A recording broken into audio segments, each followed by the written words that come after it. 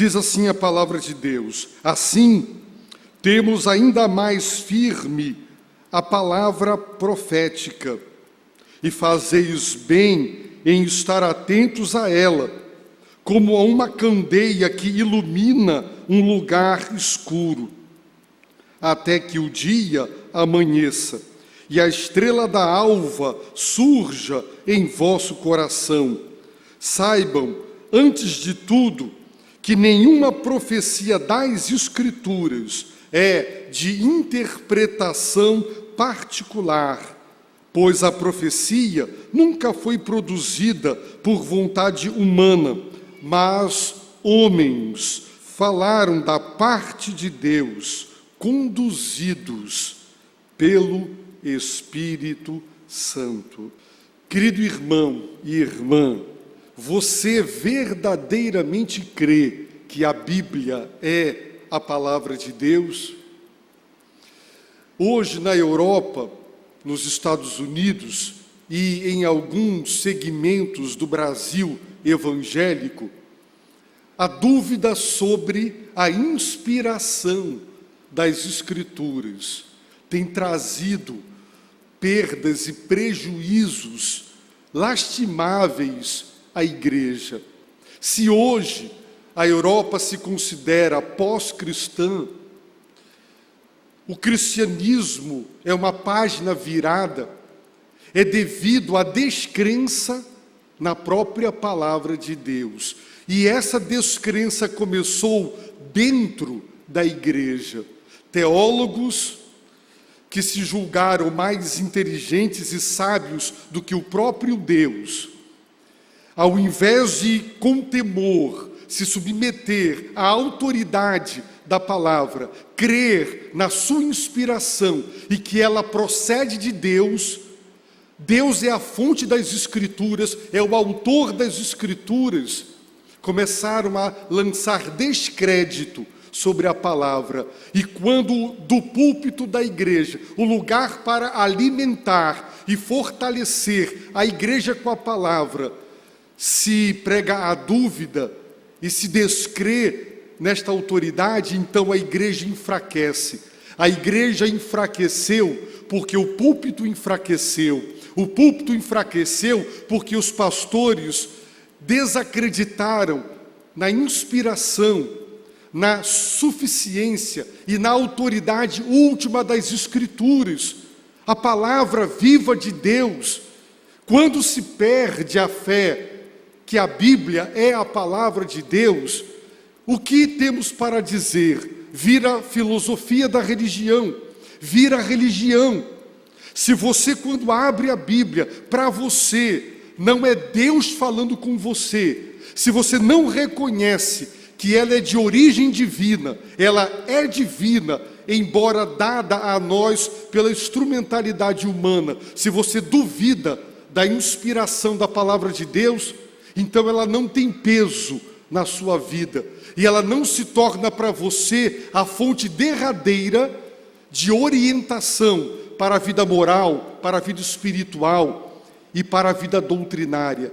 No que devemos crer, a palavra de Deus nos ensina, mas se você duvida dela, então você não crerá naquilo que ela ensina, e ela não será normativa para a sua vida. O apóstolo Pedro, nestes versículos que acabamos de ler, ele está exatamente tratando da inspiração da palavra de Deus. Pedro, neste primeiro capítulo, ele começou ensinando a todos os seus leitores o que foi o que Deus fez por nós. Ele nos deu fé, Ele nos deu graça e paz, Ele nos deu tudo o que precisamos para viver uma vida piedosa. Ele nos deu as suas mais sublimes e preciosas promessas. Ele nos libertou deste mundo corrupto. Foi isso que Deus fez. E após nos ensinar o que Deus fez, Pedro nos exorta sobre o que nós devemos fazer. E ele disse: é papel do crente, é dever da igreja acrescentar com empenho e com esforço a fé que Deus nos acrescentou virtudes, várias virtudes, como, por exemplo, a virtude, o conhecimento, o domínio próprio, a perseverança, a piedade, a fraternidade e o amor. 7 virtudes nós devemos nos empenhar para acrescentar à nossa fé. E Pedro disse, se essas virtudes, elas não existirem em vocês, porque vocês não as acrescentaram à fé, vocês serão ociosos e infrutíferos. Mas se elas existirem em suas vidas e elas aumentarem, vocês serão produtivos, frutíferos, vocês serão ativos, integrados, vocês não serão ociosos. Pedro disse, cabe a vocês confirmar a sua chamada e eleição. Como? Através do comportamento. E Pedro disse, se vocês fizerem isso, vocês jamais tropeçarão. E Deus lhes dará uma ampla entrada no céu. Então o apóstolo Pedro, depois de explicar o que Deus fez, o que nós devemos fazer, ele explica o seu papel. E por 3 vezes ele fala sobre lembrar e sobre lembrança. O papel de Pedro, o papel dos apóstolos, o papel dos pastores e líderes hoje é estar pronto, preparados para lembrar a igreja, o povo de Deus, o que foi o que Deus fez e o que nós devemos fazer. Ele disse, considero justo despertar-vos com essas lembranças. A igreja só desperta espiritualmente quando ela é lembrada da palavra de Deus, o que foi o que Deus fez e o que nós devemos fazer. Então, ele deixa claro, a partir do versículo 16, o fundamento. Qual é o alicerce da sua pregação? Baseado em quê? Pedro expõe o que Deus fez e o que nós devemos fazer, baseado na revelação de Deus, do Novo Testamento e do Velho Testamento. Pedro mostra que tudo quanto ele pregou e ensinou está fundamentado na revelação. E se Jesus Cristo fez questão de deixar claro que a fonte da sua mensagem era divina, se os apóstolos fizeram questão de deixar claro que o fundamento e a base da sua pregação e do seu ensino é a revelação, nós podemos ter outra base e outro fundamento para a nossa pregação e para o nosso ensino. Você, marido, em casa, você baseia, onde você baseia os conselhos morais, éticos, as verdades que você ensina à esposa e os filhos? Qual é a base? Tem que ser a palavra. Professores da escola dominical, vocês ensinam baseados no quê? Na palavra. Quando evangelizamos colegas fora da igreja, qual é o nosso fundamento? A revelação de Deus, a palavra. Pedro quer assegurar aos seus destinatários que a revelação de Deus é a base, é o fundamento sólido do seu ensino e da sua pregação. E ele expôs que ele e os apóstolos receberam diretamente de Deus a revelação da divindade de Jesus Cristo. O apóstolo fala da transfiguração de Jesus no Monte Santo, e ele mesmo ouviu a voz do Pai, dando honra e glória a Jesus Cristo, exaltando-o como divino e como seu próprio Filho. Eles ouviram a voz de Deus, eles viram a glória de Jesus Cristo, ele transfigurado.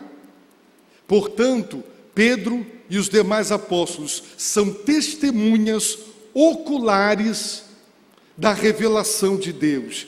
E Pedro está dizendo, quando nós vos fizemos conhecer o poder e a vinda de Jesus, as duas manifestações de Cristo, a primeira, quando com poder ele enfrentou o valente, ele desarmou o valente, ele armou, ele prendeu o valente e saqueou o valente. Ele está dizendo: eu vim para destruir as obras do diabo. É pelo dedo de Deus que eu estou vencendo os demônios, porque o reino de Deus chegou. Em sua primeira vinda, o poder de Jesus Cristo foi manifesto. E quando ele voltar com poder e grande glória, ele mais uma vez dará demonstração do seu poder. Então Pedro disse: quando nós vos fizemos conhecer as duas manifestações de Cristo, nós não seguimos fábulas, mitos, não, nós seguimos a revelação que Deus fez do seu próprio Filho. Nós o vimos transfigurado, vimos a sua glória e ouvimos a voz do Pai, que deu testemunho da divindade de Jesus de Nazaré. Agora, meus irmãos, nós vamos ver dos versos que acabamos de ler, que o apóstolo Pedro agora nos remete para o Antigo Testamento. Se os irmãos lerem os evangelhos, verão Jesus endossando o Velho Testamento, confirmando a autoridade, a inspiração. O Antigo Testamento é a palavra de Deus. O argumento, o principal argumento de Mateus está escrito, porque a palavra de Deus se cumpre. E agora o apóstolo Pedro quer mostrar para os seus leitores e para nós que o fundamento do Evangelho, o que Deus fez por nós e o que nós devemos fazer, baseados no que Deus fez, também tem fundamentação no Antigo Testamento. Portanto, a pregação do Evangelho tem como base o Antigo e o Novo Testamento. As Escrituras Sagradas, toda ela, Antigo e Novo, é a base sólida da nossa pregação. É por isso, meus irmãos, que nós precisamos ter boa doutrina, para que não desacreditemos na inspiração da palavra de Deus. Jamais percamos a fé na sua autoridade. Ela veio de Deus, ela procede de Deus, e sobre ela nós podemos construir a nossa vida, a nossa crença. Toda a nossa cosmovisão, a nossa visão de mundo é baseado na palavra escrita de Deus, porque é o registro da revelação que Deus fez de si e das verdades que nós jamais saberíamos por nós mesmos se Ele não tivesse revelado. Portanto, olhem para o versículo 19. Depois de falar sobre a transfiguração que Pedro e os apóstolos testemunharam, porque viram e ouviram, Pedro diz: assim temos ainda mais firme a palavra profética. A expressão palavra profética é para se referir à totalidade do Antigo Testamento. Embora se diga que a primeira parte do Antigo Testamento é a lei, Moisés foi profeta de Deus. E toda a lei veio por intermédio de Moisés, é palavra profética. Toda a palavra dos profetas, que procederam dos profetas, é uma palavra profética. Os salmos é a palavra de Davi. Davi foi profeta. Portanto, todo o Antigo Testamento, a lei, os salmos e os profetas, a totalidade do Antigo Testamento é palavra profética, é profecia. Partiu de Deus, a origem é divina, é uma palavra, é profecia, que é a própria palavra de Deus. E Pedro está dizendo: e nós, assim, temos ainda mais firme a palavra profética. Ou seja, Pedro está dizendo, além de nós, os apóstolos, que somos as testemunhas oculares da revelação que Deus deu por intermédio de Cristo, nós consideramos o Antigo Testamento a palavra ainda mais segura, mais confiável e mais certo. Pedro está legitimando, endossando, Se o Novo Testamento cumpre o Antigo, ele não o abole. Jamais. Jesus disse: eu vim para cumprir e não para abolir a palavra de Deus, o Antigo Testamento. E o apóstolo Pedro, então, agora, ele quer exaltar a inspiração e a autoridade do Antigo Testamento, dizendo: temos ainda mais firme a palavra profética. Ou seja, se nós críamos nela, agora cremos ainda mais, porque estamos presenciando o cumprimento de tudo aquilo que Deus disse. Agora, meus irmãos, Pedro faz aos seus destinatários e a nós uma preciosa exortação. Ele diz: e fazeis bem em estar atentos a ela. Nós, cristãos, precisamos estar atentos à palavra profética.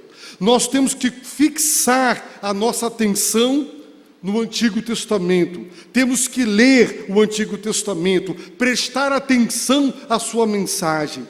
Lembremos que quando Pedro escreveu esta carta, o Novo Testamento ainda não existia como nós o temos. Portanto, a Bíblia dos cristãos primitivos era o Antigo Testamento. Quando todo o Novo Testamento foi concluído, então nós temos o Antigo e o Novo. O que Pedro está dizendo é: fazeis bem. Toda pessoa que presta atenção à revelação de Deus, ele está fazendo bem. É isso que Deus quer que façamos: atentar. A palavra significa prestar atenção, fixar o nosso olhar. Quando nós não consideramos uma coisa relevante, nós não damos atenção. Quando alguém nos diz algo que nós não queremos ouvir, que julgamos irrelevante, a pessoa está falando e você não presta atenção, você não ouve.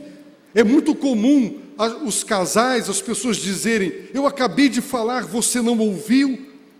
Quando uma pessoa não se interessa pelo que está sendo dito, ela não presta atenção.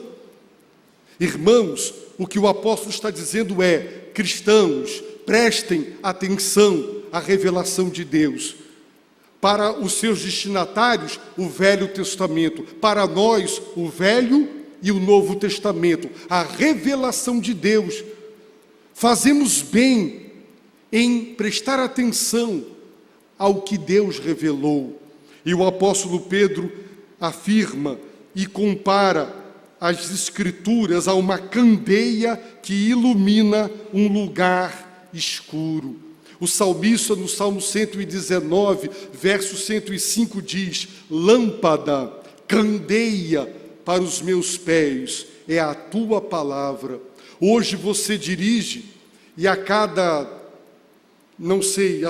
100 metros tem um poste, ou menos ou mais, eu não tenho direito, mas a luz de um poste, ela ilumina até a metade do caminho, e a luz do outro, daquela metade até o poste, e a outra metade.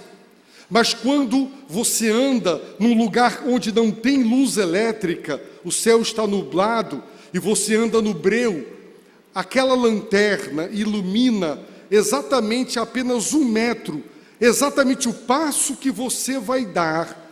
E o salmista está dizendo: lâmpada para os meus pés é a tua palavra. E Pedro está dizendo: prestem a atenção na palavra profética, como a uma candeia. Quem está andando com uma lâmpada, uma candeia, ele presta atenção nela e na claridade dela, para que ele possa dar o passo. Ela ilumina se tem um buraco, ou se tem uma cobra, ou se tem algum problema. Ele enxerga, porque aquele passo não foi dado por causa da luz que a candeia proporcionou. E Pedro está dizendo que ela ilumina. E o verbo está no tempo presente, indicando: ela não para de iluminar. O apóstolo Pedro compara a revelação de Deus às escrituras do Antigo Testamento e do Novo Testamento a uma lâmpada que não para de brilhar e não para de iluminar o nosso caminho. E ele diz uma candeia que ilumina um lugar escuro. A palavra lugar no grego indica esta era. Começou na criação e a criação caiu.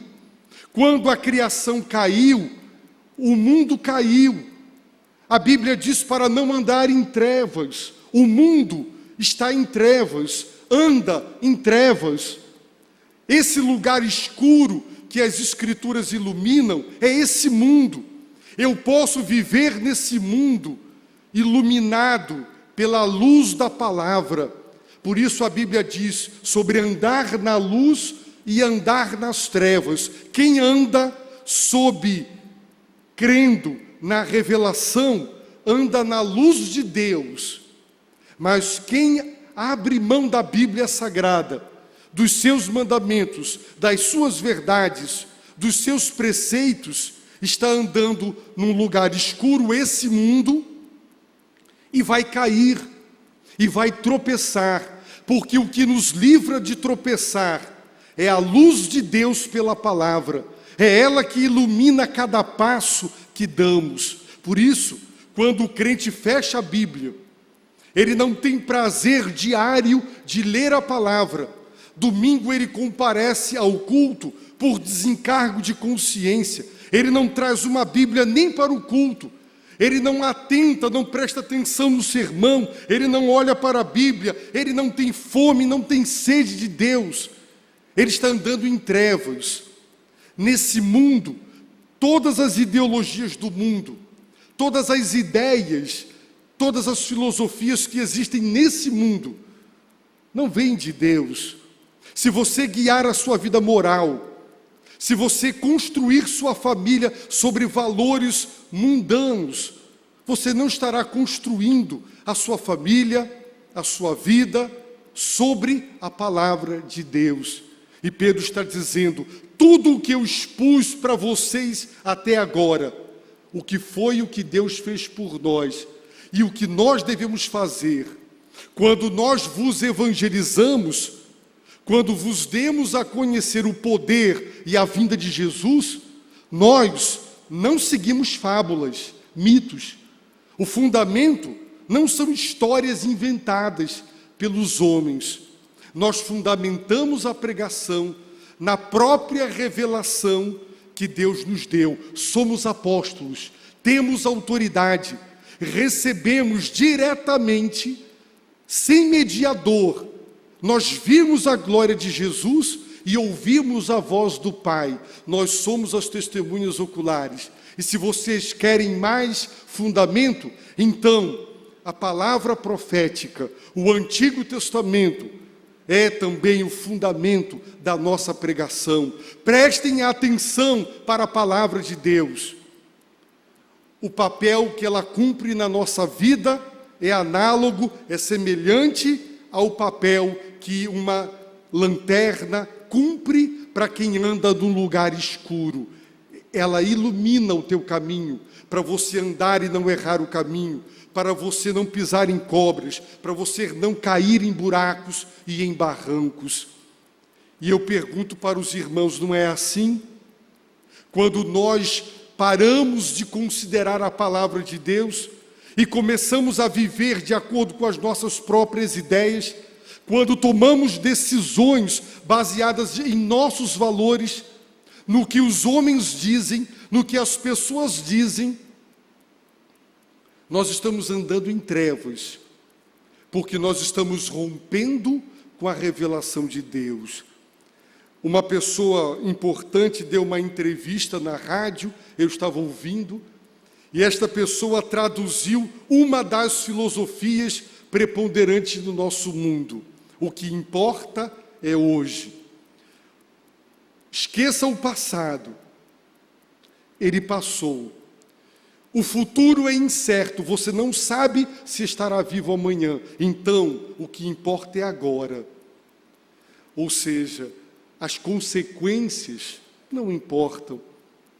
As pessoas estão tomando decisões. Agora eu quero ser feliz. E se isso me proporciona felicidade, então eu vou viver esse momento. As consequências, eu não sei se eu estarei vivo amanhã. E assim as pessoas admitem adultério, as pessoas admitem desonestidades financeiras. Eu quero dinheiro hoje e eu quero me beneficiar do que o dinheiro me proporciona hoje. Eu quero esse prazer agora, amanhã eu posso ficar doente. O que importa é o aqui, é o agora. Essa é uma das filosofias preponderantes da sociedade. Lugar escuro. A Bíblia está descrevendo este mundo como um lugar que está em trevas. Tem filosofias, ideologias, as mais diversas opiniões. Como você vive? Ninguém vive sem valores. Toda decisão que você toma de acordo com algum princípio que você julga verdadeiro e que vai nortear as decisões que você tomará. Quais são os seus princípios, os seus valores, no que você crê? Pedro está dizendo, preste atenção para a palavra de Deus. Ela é como uma lamparina, é como uma lanterna. O papel dela é não parar de iluminar. Vocês estão num lugar escuro. A nossa vida, meus irmãos, desse mundo, Pedro está comparando a vida na terra àquele que anda na escuridão. Mas agora, ele não anda mais na escuridão, porque ele tem uma lâmpada. Não sei se os irmãos já fizeram isso. Eu já fiz brincando e a Darimar não gostou. Uma estrada não tinha poste, não tinha iluminação. E de propósito eu desligava os faróis e você não vê nada. Em seguida eu ligava. Já imaginou dirigir numa estrada sem faróis? O que os faróis do carro, o que eles são para o motorista, possibilitando enxergar a estrada, os limites da sua faixa, ou se algum animal ou algum buraco, são os faróis. Imagine dirigir numa estrada sem farol, de noite, não iluminada e sem os faróis. Com certeza é acidente, é morte na certa. Se você andar nesse mundo sem a palavra de Deus, sem o farol da palavra, a lanterna da palavra, você vai andar em trevas.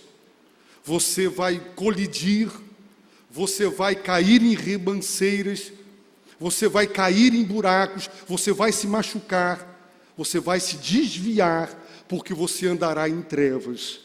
Portanto, preste atenção na palavra de Deus. Não permita passar um dia sequer sem ler a Bíblia. Se você deixa a palavra de Deus um dia fora da sua vida, você andou um dia em trevas. Quantas pessoas, meus irmãos, nesses quase 30 anos, se Deus permitir, 10 de dezembro, estarei completando 30 anos de ministério pastoral. Eu já ouvi muita gente, e já ouvi muita gente dizer, eu segui a cabeça as opiniões de muita gente.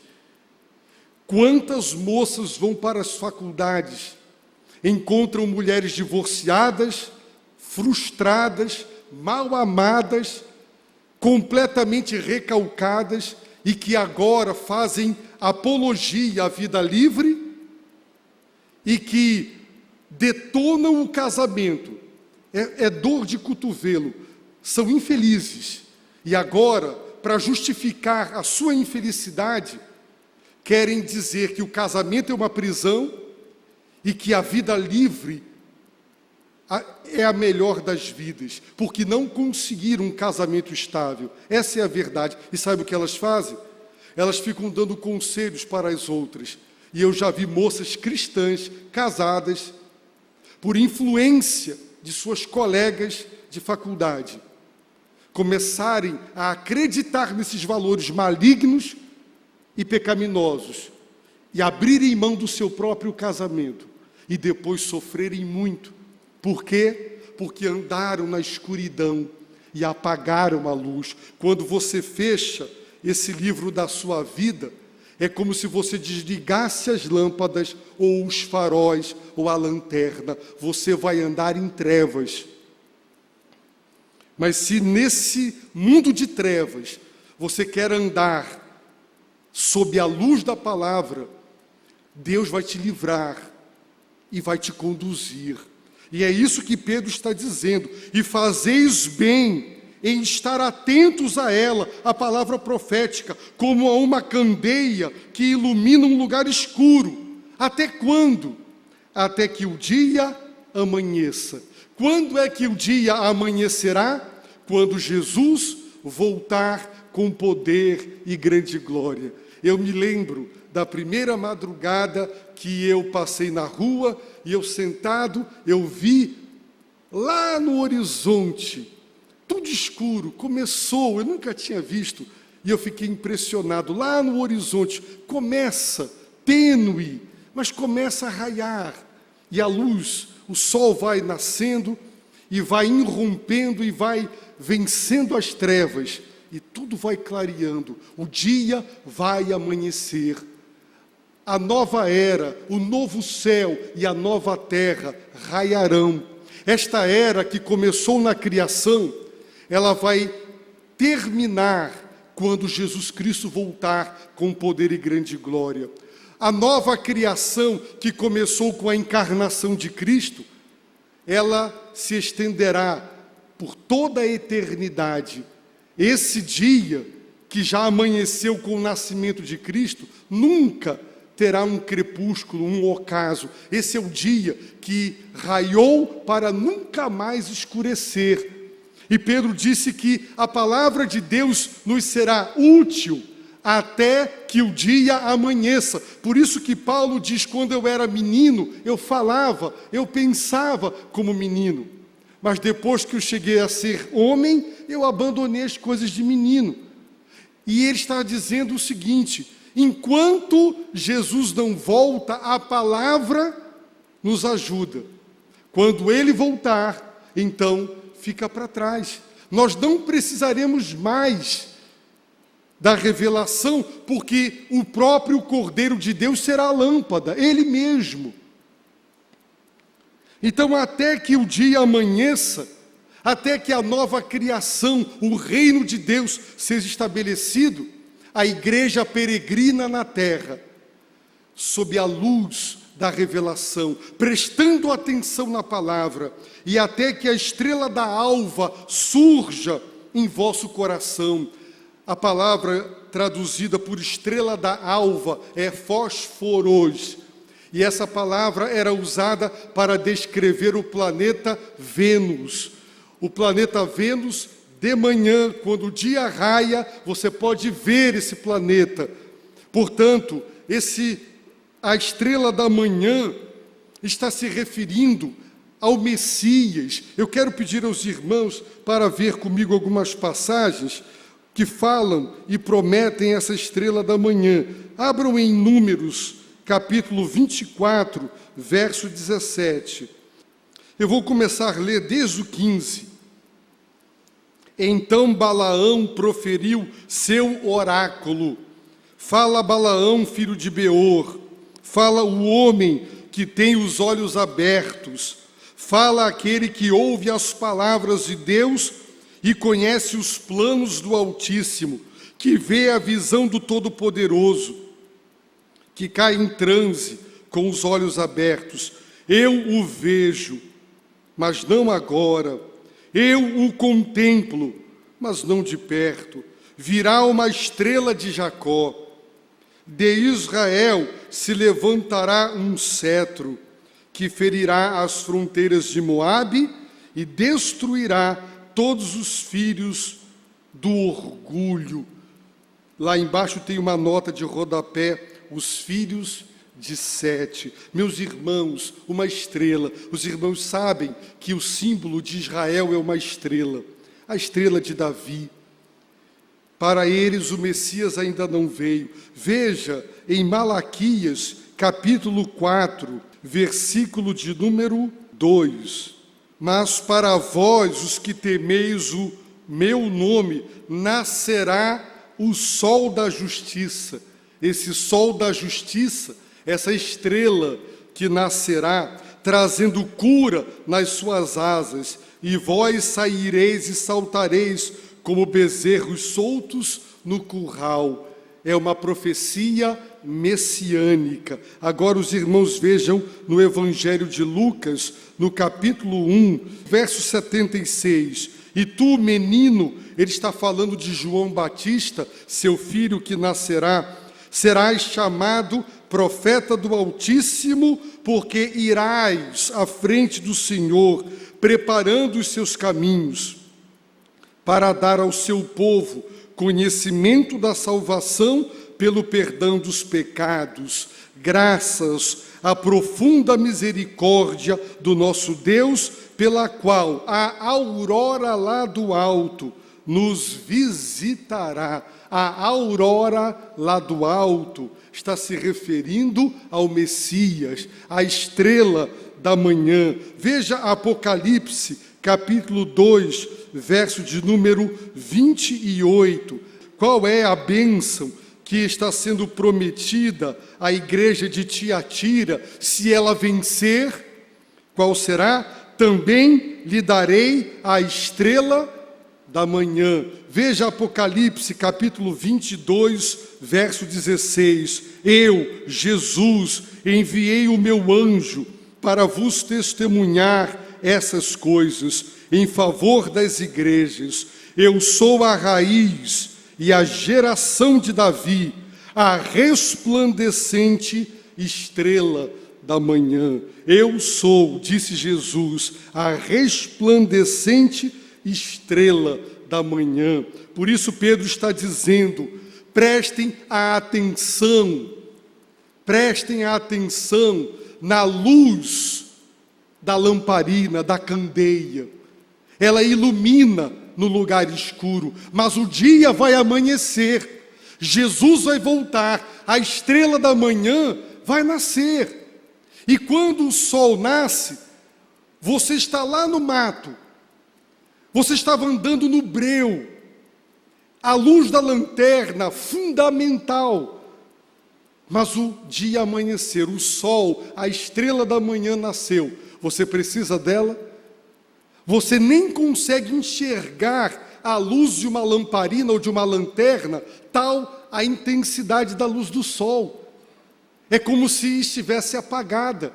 O que é que você faz com a lamparina? Quando o sol nasce, você apaga. Porque agora você vai andar na claridade da estrela da manhã. Então Jesus Cristo, meus irmãos, é essa estrela da manhã. E Pedro diz que ela vai surgir no nosso coração. Por quê? Porque o alvo da salvação é que nós sejamos como Ele. João diz que quando Ele voltar, nós o veremos. E nós seremos como Ele é, porque nós o veremos. Essa visão do Cristo glorificado, voltando com poder e glória, será uma visão glorificadora. Nós seremos como Ele é, porque nós o veremos.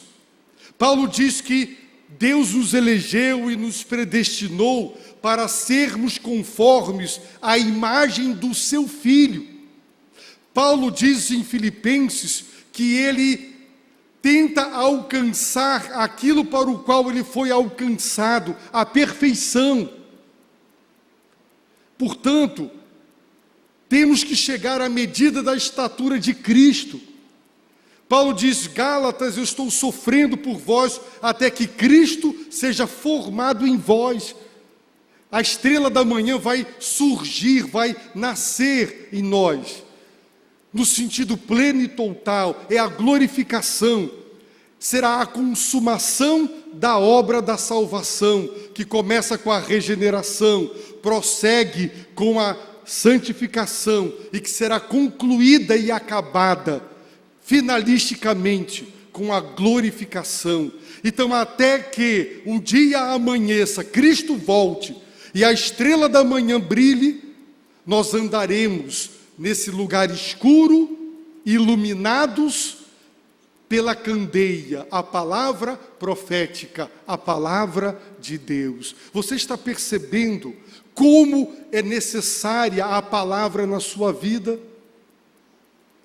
Pode ter certeza que o seu esfriamento espiritual, se você hoje vive de acordo com valores que são mundanos e não bíblicos, não são valores cristãos revelados, é porque você deixou a Bíblia de lado na sua vida.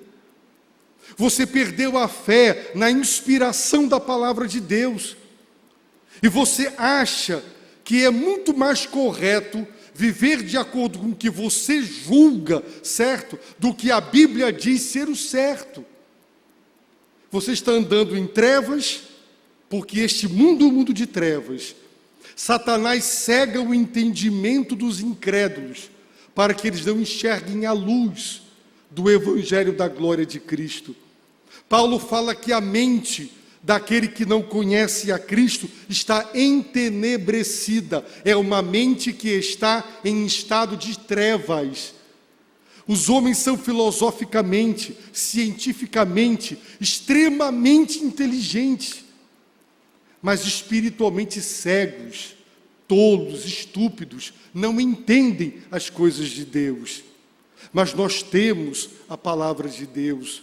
Por isso, meus irmãos, ao escolher um novo pastor, escolham alguém que prega a palavra de Deus. Alguém que faz da palavra de Deus o fundamento daquilo que prega. Não oriente seus filhos com valores outros que não seja a palavra de Deus. Ela é a verdade. E Pedro, para nos assegurar disso, no verso 20, prestem atenção, ele diz: saibam, antes de tudo, ou seja, aqui está um conhecimento a priori, um conhecimento que é o ponto de partida. Antes de qualquer coisa, Pedro está dizendo: saibam que nenhuma profecia das Escrituras é de interpretação particular, nenhuma. Toda profecia das Escrituras, Pedro não aceita profecias que não brotem das Escrituras. Hoje, a Igreja Adventista se fundamenta nas profecias de Ellen White, os Mormons nas profecias de Joseph Smith. Muita gente se fundamenta hoje em várias profecias. Pedro está dizendo que nenhuma profecia das Escrituras. O Antigo Testamento do tempo de Pedro já estava consolidado. E somente as profecias do Antigo Testamento foram referendadas, endossadas por Cristo. E as profecias do Novo Testamento.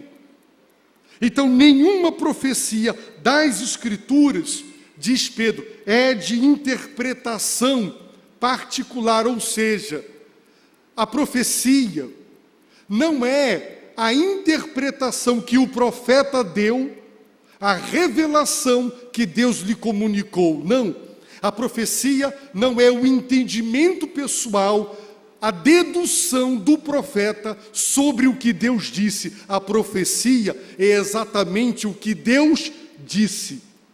A origem da profecia é Deus. Se Deus não falou, não há profecia. O profeta, antes de ser aquele que entrega o recado, é aquele que ouve ou vê o recado.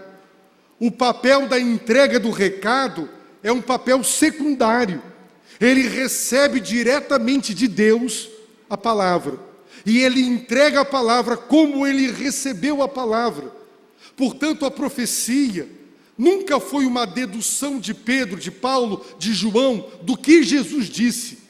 A profecia não foi uma dedução do que Malaquias, Zacarias, Jeremias entenderam do que Deus disse. A profecia é exatamente o que Deus disse, e não a interpretação de profeta A ou de apóstolo B. é a própria palavra de Deus. Os irmãos querem um exemplo? Abram, por favor, em Jeremias. Em Jeremias 14, verso 14, Deus diz: E disse-me o Senhor, os profetas profetizam mentiras em meu nome, não os enviei, nem lhes dei ordem alguma, nem lhes falei. Se Deus não falou, não tem profecia. Eles vos profetizam visão falsa, adivinhação, coisas inúteis e o engano do seu coração. Quando Deus não falou, então o que supostamente é profecia não passa de visão falsa, adivinhação, coisa inútil e engano do próprio coração. Veja no capítulo 23, versículo 16 de Jeremias. Assim diz o Senhor dos Exércitos: não deis ouvidos às palavras dos profetas, que vos profetizam, enchendo-vos de ilusões. Falam da visão do próprio coração, não da boca do Senhor. O que é que sai da boca do Senhor? A palavra do Senhor. Agora observem, João, capítulo 8, verso 28, Jesus Cristo disse, João 8, 28, Jesus prosseguiu: quando tiverdes levantado o Filho do Homem, então sabereis que eu sou e que nada faço por mim mesmo, mas falo como o Pai me ensinou. Jesus, como Messias, foi profeta, sacerdote e rei. Jesus foi profeta de Deus. Ele falou como o Pai o ensinou. Tudo quanto Jesus falou, ele aprendeu com o Pai. Isso é profecia. Você recebe de Deus e entrega. Veja no versículo 40 desse mesmo capítulo. Mas agora procurais matar-me, a mim, que vos falei a verdade que ouvi de Deus. O profeta é aquele que ouve o próprio Deus e que fala a verdade que ouviu de Deus. Ele não maqueia, ele não subtrai, ele não adiciona. Ele ouve a verdade e ele anuncia a verdade, doa a quem doer. Isso é profecia. Veja capítulo 12, verso 50, Jesus dizendo: e sei que o seu mandamento é vida eterna. Assim, o que eu falo é exatamente o que o Pai me ordenou. Os irmãos prestem atenção. O Filho de Deus está dizendo: o que eu falo é exatamente, nem 1 milímetro a mais, nem 1 milímetro a menos. É exatamente o que o Pai me ordenou. Jesus ouviu, aprendeu, recebeu ordens, e ele entregou as ordens, a verdade, o que ele escutou do Pai. Isso é profecia. E Pedro está dizendo exatamente isso. Nenhuma profecia das Escrituras. Irmãos, as Escrituras ou a palavra profética que Pedro está assinando embaixo, Jesus também, era o Antigo Testamento judaico. O Antigo Testamento judaico são exatamente os mesmos 39 livros que nós temos na nossa Bíblia. Por isso nós não aceitamos a Bíblia católica, porque ela tem mais livros no Antigo Testamento do que os 39. Quando Jesus endossou o Antigo Testamento que ele ratificou foi o Antigo Testamento judaico, que é o mesmo que nós temos na nossa Bíblia. Os 39 livros, nenhuma mais. Mas a Bíblia católica tem mais livros proféticos que nós não consideramos palavra de Deus. E eles não aceitam que nós rejeitemos esses livros. e nós rejeitamos porque quando Jesus aprovou o Antigo Testamento, esses livros não faziam parte do cânon judaico. O Antigo Testamento que Jesus aprovou, eu repito, foram os 39 livros que nós temos hoje na nossa Bíblia. Por isso nós não aceitamos os chamados livros apócrifos, porque eles não receberam o aval, o endosso, a ratificação de Jesus e dos apóstolos. Por isso Pedro está dizendo: prestem atenção à palavra de Deus, saibam que a origem das profecias das Escrituras não é de interpretação particular. Por que não? Porque nunca a profecia foi produzida por vontade humana. Irmãos, eu quero o que Deus tenha dito. Isso é a vontade humana. As pessoas dizem: Deus me mandou dizer, é o que Ele gostaria. Ele deseja que a pessoa fique curada, Ele deseja que a pessoa prospere, e Ele então fala em nome de Deus. Ele não ouviu, Deus não falou para ele. Irmãos, se Deus não lhe falar, cale-se, não diga, Deus me mandou dizer, se Deus não te falou. Porque você vai falar do sonho do seu coração. Agora, se Deus te disse, então fale. E vai se cumprir, porque quando Deus fala, a palavra dele não cai por terra. Muito cuidado. As pessoas dizem, há 12 anos atrás, quando eu cheguei aqui, no meu primeiro ano, eu fui à casa de um pastor batista para visitá-lo, e haviam alguns irmãos. Vamos fazer um culto? Vamos. E num estalar de dedos, uma senhora teve uma revelação, uma visão, e ela se dirigiu a mim dizendo: eu vejo você com muitas malas, você vai embora agora, você vai embora, você está indo embora. Bem, eu sabia que eu não ia ficar aqui para sempre, ou embora para o céu, ou para algum lugar, mas ela disse que seria imediato. Eu fiquei aqui 12 anos. Irmãos, as pessoas falam. A minha primeira esposa doente, um tumor no cérebro, foram à minha casa, se identificaram como profetas de Deus e disseram: a cabeça de fato será aberta na cirurgia, mas depois de abrir não vão encontrar nenhum tumor, porque o Senhor manda dizer que Ele está tirando o tumor, mas vai abrir sim. E de fato foi aberta e o tumor estava lá. As pessoas estão falando em nome do Senhor. Um outro pastor com mais outro pastor foram à minha casa e disseram: acabamos de vir de um lugar onde Deus curou pessoas com câncer, e Deus nos mandou aqui, e essa será a última oração pedindo cura, daqui por diante, só agradecendo, porque o Senhor mandou aqui orar para a cura. Ela não ficou curada. Essas pessoas deviam ser apedrejadas, como diz a Bíblia, são falsos profetas. Deus não falou com eles, e eles estão colocando na boca de Deus palavras que Deus não disse. A profecia nunca foi produzida por vontade humana. Não é o que eu quero que Deus falasse, mas homens falaram da parte de Deus. Deus falou para eles, e da parte de Deus, eles falaram. Mas eles só falaram porque Deus primeiro falou. Por isso eles falaram da parte de Deus. É como se alguém fosse lhe procurar e dissesse: eu estou aqui e vou lhe falar da parte do pastor. Eu estou entregando o que ele me disse.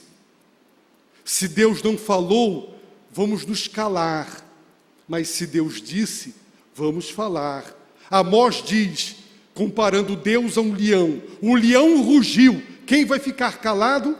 Deus falou, o profeta tem que entregar o recado. A profecia não foi produzida pela vontade do homem, mas homens falaram da parte. Deus é a origem, é a fonte. O que eles falaram, a fonte é Deus. Agora vejam a última frase: conduzidos pelo Espírito Santo. Os irmãos querem ver onde esta palavra conduzidos, esse verbo grego aparece? Abra em Atos 27, verso 15. Diz assim: o navio foi lançado para fora do curso e, sendo-nos impossível navegar contra o vento, cedemos à sua força, a força do vento, e nos deixamos levar. Aqui a palavra deixar levar, eles cederam à força do vento. O vento os conduziu e, disse Paulo, nos deixamos levar.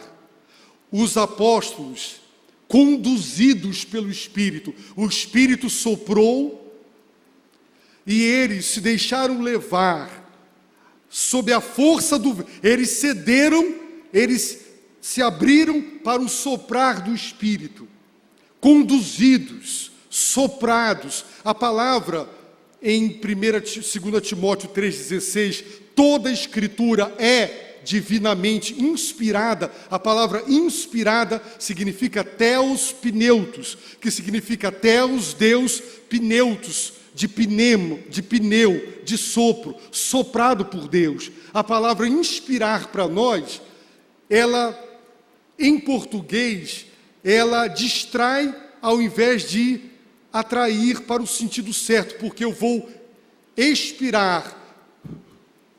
Inspirar é botar para dentro. Deus, a palavra, ela foi exalada, ela foi soprada por Deus.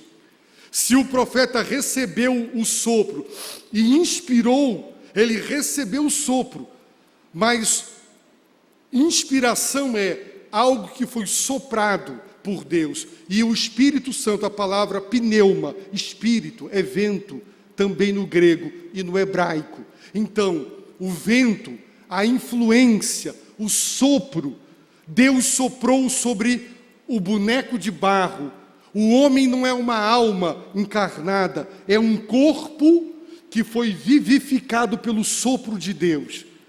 As Escrituras foram sopradas por Deus, e como o sopro de Deus deu vida àquele boneco de barro que Deus fez, Deus soprou sobre os profetas e sobre os apóstolos, e conduzidos, eles se deixaram levar pelo sopro de Deus.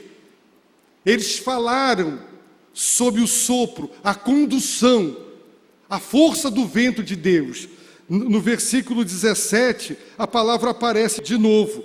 Então foi recolhido, e usando-se os meios disponíveis para preservar o navio, amarraram-no com cordas, temendo que fossem lançados em Sirte e encalhassem, baixaram as velas e se deixaram levar. Sim, a mesma palavra traduzida aqui, conduzidos. Os profetas e apóstolos se deixaram levar pelo sopro do Espírito. Eles falaram da parte de Deus. Eu concluo, meus irmãos, dizendo: as Escrituras sagradas foram exaladas por Deus. A palavra de Deus saiu da boca de Deus. Deus mandou Israel para o deserto para ensinar Israel que o homem não vive só de pão, ele vive de toda a palavra que sai da boca de Deus. Jesus recebeu a oferta de todos os poderes e reinos desse mundo, se adorasse Satanás.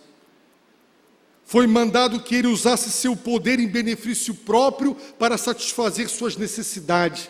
E ele disse: o homem não vive só de pão, ele vive da palavra. Não abram mão da palavra de Deus na vida pessoal e particular. Não abram mão da palavra de Deus no púlpito, na escola dominical. Ela é uma candeia que ilumina, ela é profecia. Saiu da boca de Deus, não foi a vontade do homem que produziu este livro. Deus usou os homens. Esses homens foram conduzidos pelo Espírito, levados pelo Espírito. Eles falaram sim aos homens, mas falaram da parte de Deus. Quem ama a Bíblia Sagrada, quem crê na Bíblia Sagrada, quem norteia a sua vida pela palavra de Deus, está na luz de Deus, não anda em trevas. Deus nos deu a sua palavra, amemos a palavra de Deus, sejamos um povo da palavra de Deus, porque Deus aviva, conforta, consola, recria, reforma a sua igreja através da sua palavra. Portanto, não deixe mais esse livro fechado. Esse livro fechado é igual um farol desligado, é igual uma lâmpada desligada, é igual uma lanterna desligada. Você vai andar em trevas e você sabe que vai cair em buracos, ribanceiras, vai colidir contra animais, vai pisar em animais peçonhentos e será ferido.